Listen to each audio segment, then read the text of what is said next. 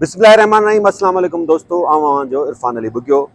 मोरे जी सूरत हाल ते थोड़ी पाण ॻाल्हि ॿोल कंदासीं। अॼु सुबुह जो मोरो पुलिस केतिरनि ई कलाकनि खां पोइ नेठि बिना वारसनि जी मर्ज़ीअ जे पंहिंजे लेखे ॻोठु माड़ी बुगियो में शहीद इरफान लगारी जो लाश दफ़नाए छॾियो।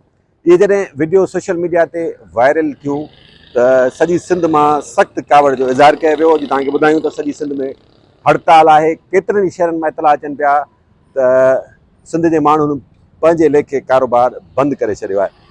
हीअ ॾुखी महल आहे। इन ते बि ॻाल्हायूं था त हिन ॾुखी महल ते केरु किथे बीठल हो ऐं कंहिंसां बीठल हो। बहरहाल पहिरीं त सभ खां पहिरीं सॼी सिंध जे रहवासियुनि खे ऐं ख़ासि तौरु सिंध जे सरहदी वारनि माण्हुनि खे इहा अपील कयां थो त ख़ुदारा ॻोठु बिजराणी लगारी जे समय रहवासियुनि जी मदद कयो, छाकाणि त उते पुलिस जो सख़्तु कड़ो हुजण जे करे ख़ुराक जी शदीद खोट आहे। केतिरा ई माण्हू उन में ख़ासि तौरु ॿारनि जो तमामु वॾो अंगु आहे। उते उन्हनि खे डॉक्टर जी ज़रूरत आहे, उन्हनि खे दवाउनि जी ज़रूरत आहे। उहे सख़्तु बीमार आहिनि, छाकाणि त उन पूरे इलाइक़े में असांजो उहो ॻोठु आहे, पूरे इलाइक़े में का इस्पताल न आहे। रुॻो मोरे तालुके जी जेका इस्पताल आहे सरकारी उहा ई आहे। बहरहाल पुलिस जो कड़ो हुजण जे करे मासूम ॿार बि इस्पतालुनि ताईं नथा पहुची सघनि जेके बीमार आहिनि। तंहिंजे करे सिंध जे सरहदी वारनि खे मुंहिंजी अपील आहे त ख़ुदारा कंहिं बि तरीक़े सां पाण वञो था, कंहिंखे मोकिलियो था, राशन जंहिंमें अटो, चांवर, खंडु, चांहि, तेल, भाॼियूं, गोश्त, पाणी, जूस, दवाऊं वधि खां वधि पहुचायो, वधि खां वधि पहुचायो, जेतिरो तव्हां खां पुॼी सघे पहुचायो।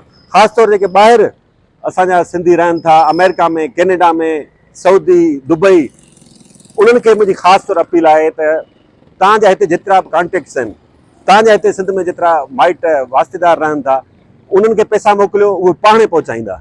ख़ुदा जल्दी कयो, देरि न कयो यार। ही वॾी उते ख़राबु सूरत हाल आहे। ऐं इहो बि यादि रखिजो त शहीद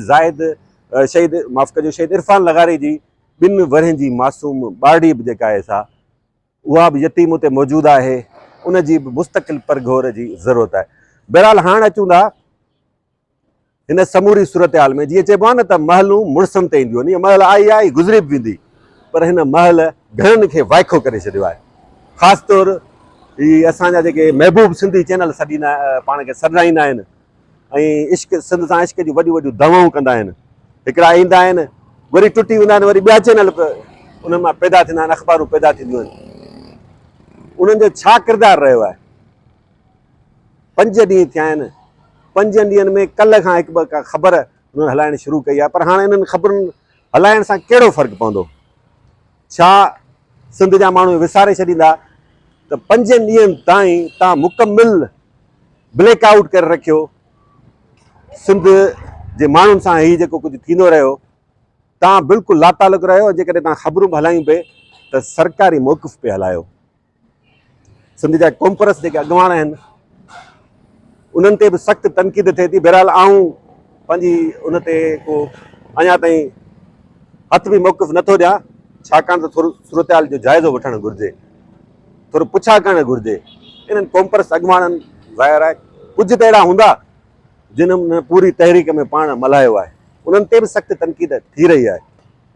आख़िरी उहे छो माठि रहिया, उहे कहिड़ियूं हालतूं हुयूं, उन्हनि ते उहो कहिड़ो दॿाउ हो, उहो सिंध जे माण्हुनि खे उन्हनि खे ज़रूरु ॿुधाइणु घुरिजे।